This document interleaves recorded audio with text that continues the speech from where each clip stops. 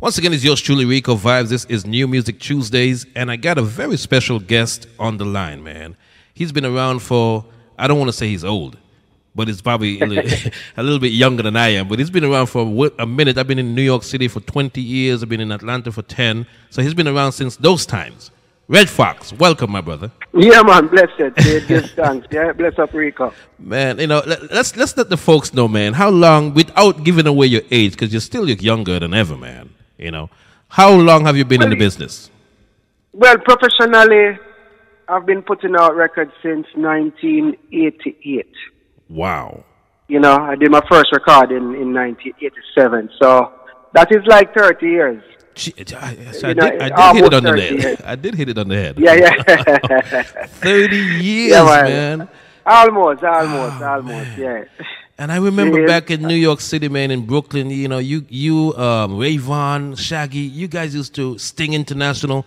You guys used to mash up the place, man. Seeing? Oh man. So how did you get started? Well, you know, when I started out from high school in Jamaica, and I used to attend St. Catherine High School, and that's where I start writing lyrics. And, you know, kind of messing around with my friends, you know. You know what I mean? And we kind of developed the skills from there. So when I came to the U.S., I started to sing on a song called LP International. Of course, Puma, of course. Yeah, man. And, you know, we started to do all those little basement parties and all those little places that 16-year-old and 15-year-old had to go, because in those days in Brooklyn, before Giuliani came in and cleaned up the street. Yeah, man. You had like 12-year-old, 13-year-old that was at the bar drinking Harvey's and Kanai. Yes. You had BEC and Culture Club and those places. Remember those places? Empire Lounge. Right, so yeah, man, some place called Van Dyke's and oh, these places. Yes. So, oh, yes. So I was one of those little teenagers that, you know, was rocking the mic and drinking Harvey's and Kanai wine and keeping up all manners of things that our parents don't know about, you know. Yeah. And, you know, it grew really fast. Like the fan base grew really fast. And by the time I did my first recording, you know, it was like an instant hit within the streets, you know what I mean? Because everybody kind of was getting familiar with Red Foxx in the streets. And then, you know, I had I guess a deep voice based upon my age and my size. And I guess, you know, that was a great attraction to the people as well. Absolutely. Wow.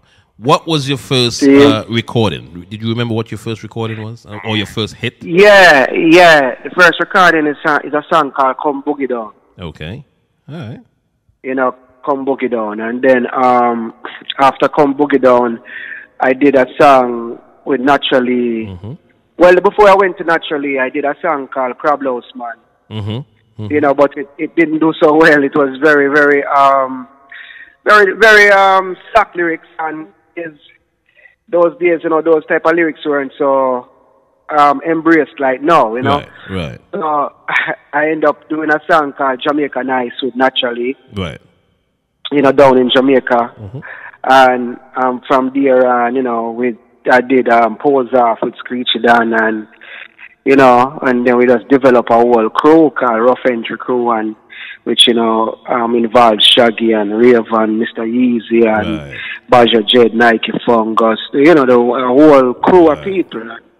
Yeah, it became something, you know, that... Phenomenal. You know? Yeah. Became something good, yeah. Let's go back to, you know, because you kind of breeze over it, and I want the folks to know we're live in the Gambia, Africa, we're live in the UK, Germany, Canada, all over the world. And you kind of breeze over it a little bit because you're probably a humble guy. But no, the song Down in Jamaica, you know, if anybody was in New York City in the 80s and 90s and early 2000s, that song ran the streets. I'm not even talking about the radio yet. It ran the streets. And how did that collaboration come about? Well, you know, it was LP International. We kind of went to do a dub plate session one night for LP International.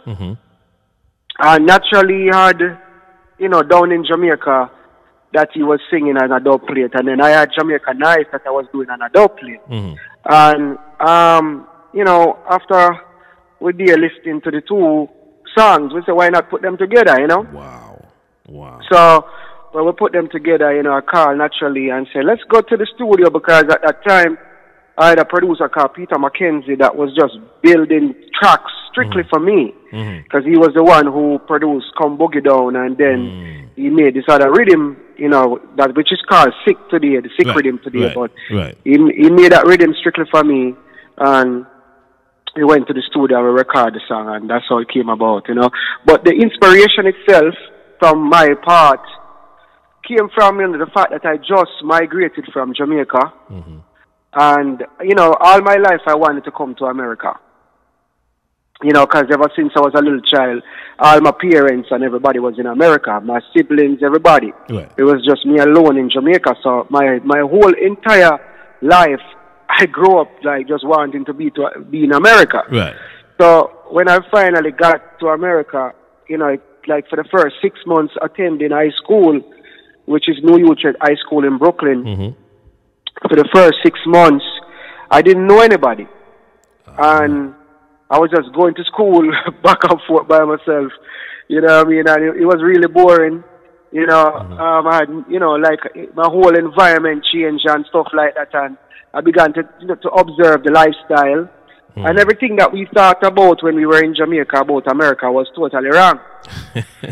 Right. So, I began to appreciate Jamaica way more when I got here. So that's how I came up with the hook line, Jamaica Nice. Jamaica Nice. Wow. And then I spoke about all the struggles that is happening in the U.S., just trying to keep it real with all the people in Jamaica, because a lot of people have a whole different view of what's taking place. Yeah. Yes. And over the years, you've had so many hits, but that one song has really resonate with people. The fact that it's such a great song, it's talking about your homeland, and wherever you go, I'm sure wherever you perform that song, it gets one of the biggest forwards, I'm sure. Yeah, because most of the people, the song blew up, especially when I did a performance in the Underground nightclub in Manhattan. And, Sting International was the disc jockey there. And, I had this dance that I do when I'm singing the song, this knee lift, like almost like I'm a Usain Bolt sprinting on a track. And that's how I performed the song. And that just became something that the whole entire, dancehall was doing whenever the song come on. So everybody really gets super hype when that part is coming in, and all the immigrants, regardless if they're Jamaicans or not, they begin to remember where they come from, right, and just reflect on their homeland for that moment, and these things make the song very successful. Wow. Well, let's fast forward 30 years later. It's now 2015. What have you been doing over the last, for the folks who don't know and who haven't followed your career, what have you been doing in the last 10, 15 years? Well, it's been an interesting journey so far. But first and foremost, let me say give thanks that we're still here to tell the tale, and we're here, still being relevant, and we're here still doing what we're doing. So we give thanks first and foremost, right? Absolutely. So all this time, Max the Priest did a tour for like about 10 years together. We used to, we went everywhere, almost everywhere in the world. And, I was kind of venturing out a little bit and just experiencing, just the international side of things, and just opening my mind to different markets and all these different things, and come back and record. I record a lot. But hold on. Sorry, my brother. That's okay. That's all right. Yeah. You them at the background, of course. The future, don't worry about it. It's good. It's all good. Yeah. So, as I was saying, where was I again? You learn many things internationally.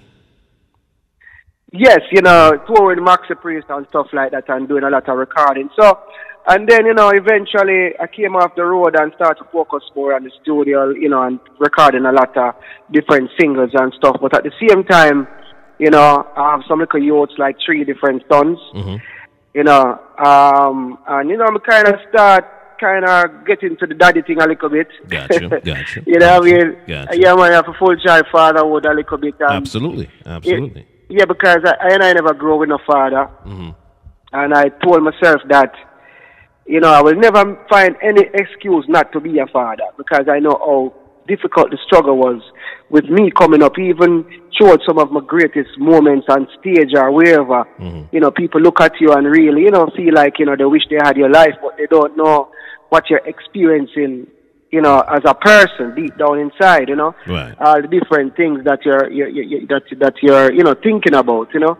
So growing up without a father was so tough. So when I had my children, you know, my 3 sons, you know, I kind of spent a lot of time with them, and you know, it took me away from the studio a lot of times as well. But I really didn't even trip about that.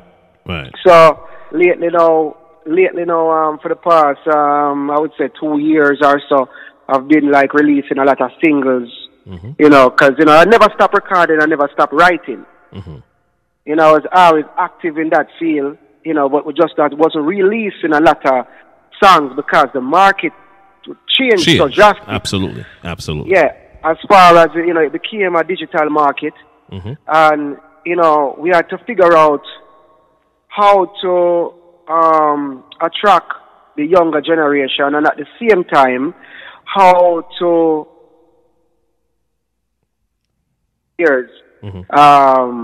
to support you, because, you know, they kind of still, you have some people still at the CD age. They don't even know how to download that. Some people don't even they know how to download the song, but they don't understand that's what they got to do to get a song nowadays, right? They're still asking you for a CD. You know what I mean? So we have to kind of figure out how to balance the younger generation and the generation that's been following your career all this time. Mm-hmm. So you just didn't want to throw a song out there, because I realized a lot of songs were failing in the dancehall market. Mm-hmm. I realized that, you know, when they say somebody topped the reggae Billboard chart, all they had to sell was like about 1,000 downloads. Right. So I realized that there was a big problem in the dancehall fraternity as far as, you know, selling music. Right. So we didn't want to just throw songs out there just to put them out there, because it's not the amount of song that you sing, it's the amount of hits. Right. So we had to figure out how to be really effective when we're releasing our product, you know what I mean? So we kind of feel like we're at that point now where we understand the market, mm-hmm. and then, you know, we are beginning to release a lot more songs than before. Wow. Once again, folks, we're talking live with Red Foxx. Now, there's a rhythm that came out, I want to say about 3-4 years ago, called the Shantytown Rhythm, a remake version of the Shantytown Rhythm. Yes. And you have a song on there, man, and anybody can tell you, any of my listeners can tell you, I play that song. When I play that song, I pull it up 3-4 times. Yeah. I love that song. I love that song. Give thanks. Yeah, give thanks. Let's Sting International production again, you know what I mean? Mm-hmm. And it's always a pleasure working with him. He's a mastermind, you know? Yes, he is. Now, fast forward again, once again, 2015. You got a brand new single. You got a couple of singles out, but talk about your latest single.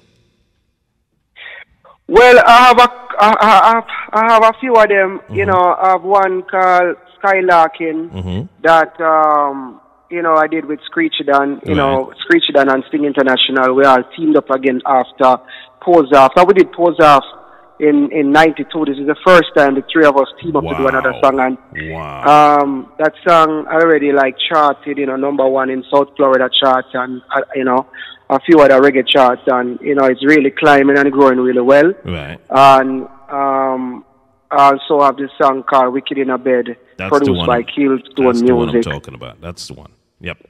Yes. That's the one. Yeah. That's getting a great feedback right now. It's stuck on repeat in my car right now. You know, when I got it from your management company, I've been playing it, and I love the song. You know, you're just on that rhythm like, wow. You know what I'm saying? So, you know. Yeah, man. Good song. Definitely. And you know, I love. Go ahead. No, go ahead. No, man, I love the song. I love the song myself, because normally when I do a recording, mm-hmm. I kind of put that song down and go into new stuff. And you know, this song "Wicked in a Bed," when I recorded it, and the producer Killstone sent back the song to me. You know, I'm into cycling now, like I ride my bicycle a lot, and I remember riding my bicycle for like 2 hours and just that song playing over and over again, and I went to the gym working out and that song playing over and over again. It's like I really full joy the song. You know, normally Yes. I have a heavy critique of myself, but you know, I'm really pleased with that song, you know. Wow, yeah, I'm absolutely pleased with it as well, and I know the listeners are going to love it. Now, speaking of the gym, you know, when I got your publicity picture, I'm saying to myself, you just remade your whole self. I mean, you're heavily into the gym. well, yeah, you know, I tell myself, say, right now you have to make sure you're fit, you know, you have to fit. That means when you're called upon to do your duties, you can deliver. You know, you don't want to get up tomorrow morning and hear say, boy, you sell 10 million records and you cannot perform for the world. Right, I got you. You understand? So you have to make sure so you're fit, and you have to make sure so you sing songs like Wicked in the Bed. You have to make sure you look sexy to the girls and so. Exactly. So you can't up on stage and wind up like a big fat man and I sing them type of song there. True.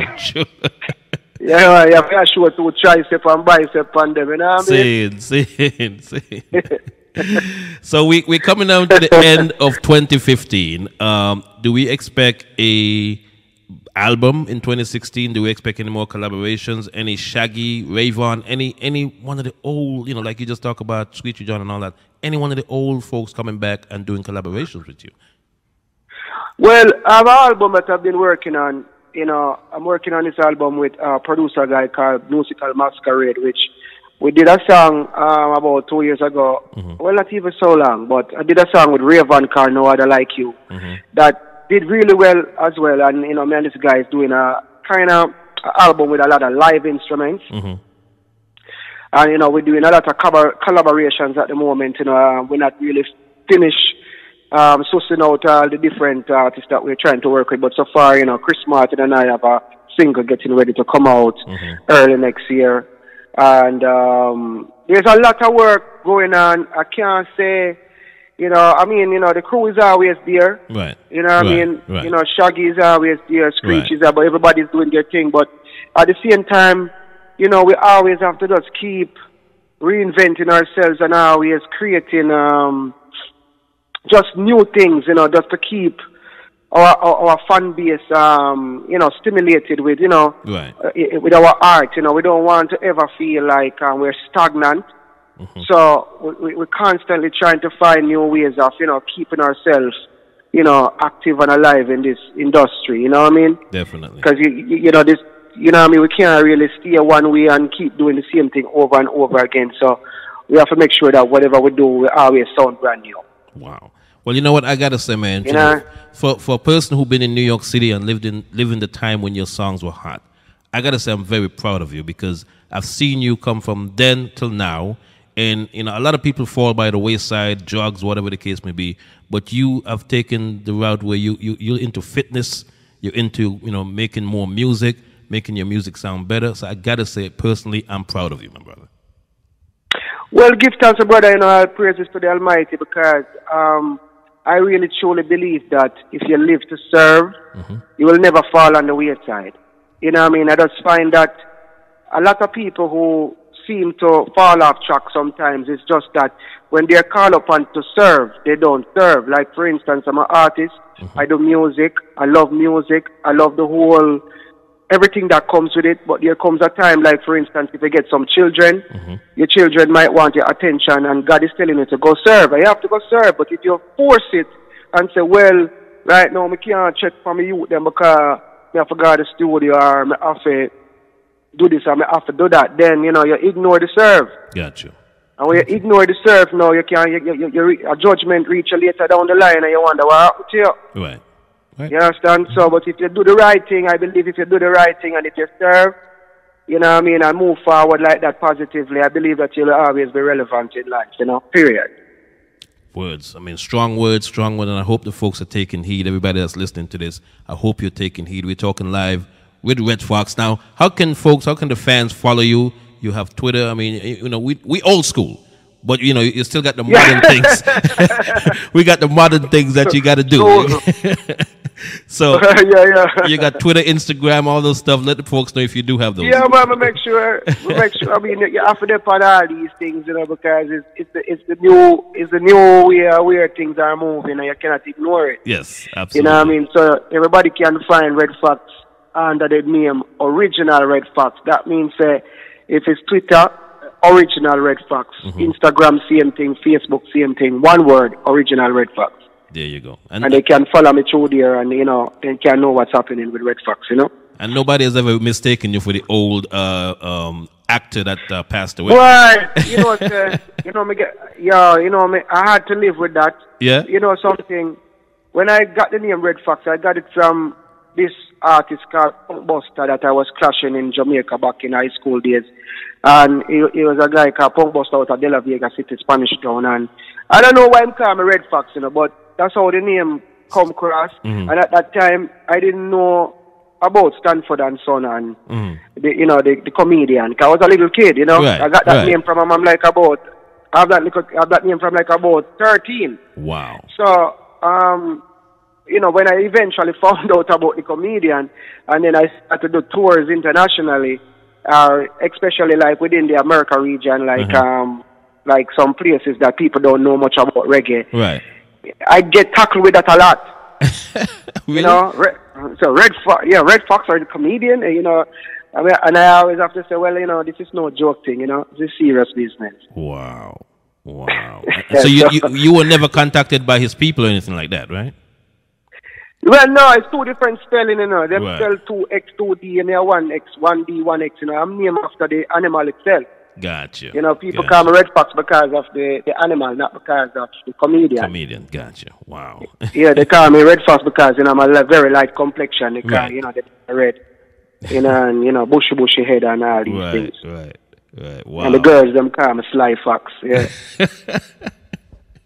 So any plans to go on tour? Any plans for any going to a city in Europe or anything like that to promote your new project? Yeah, man, for sure. You know, I do look forward to doing some tours next year in Europe. You know, 'cause normally I like to make the summer shows in Europe. You know what I mean? And we're just trying to get on all the different shows them that is coming up next year from the spring going straight down. So that's why we're releasing a lot of products right now and going really heavy behind it so we can make all these shows, you know? Gotcha. You know what I mean? Yeah, so we're looking forward to great things. Well, you know what? Continued success to you, man. You know, we're going to continue blazing your song. You know, we play your songs in the dance hall all the time. They're classics. But the new products, we're going to continue playing those as well and make sure that everybody knows about them. Yeah, man, for sure. Give thanks to brother. Anytime, my brother. And shout out to the folks before you go. Shout out to your fans before you go. Yeah, man, you know, bless up the whole entire world, you know. I mean, everybody, all corners, you know what I mean? Just stay focused, stay blessed, stay positive, you know, keep your mind rich, you know what I mean? And just have good thoughts and everything will be all right, you know? All right, there you go. And you know what? One more thing. Introduce Wicked in the Bed before you go as well. Yo, this is Red Foxx. I'm not telling them stay wicked in the bed, kick me like a ball and for those that dance. Hear that, Fred? Easy.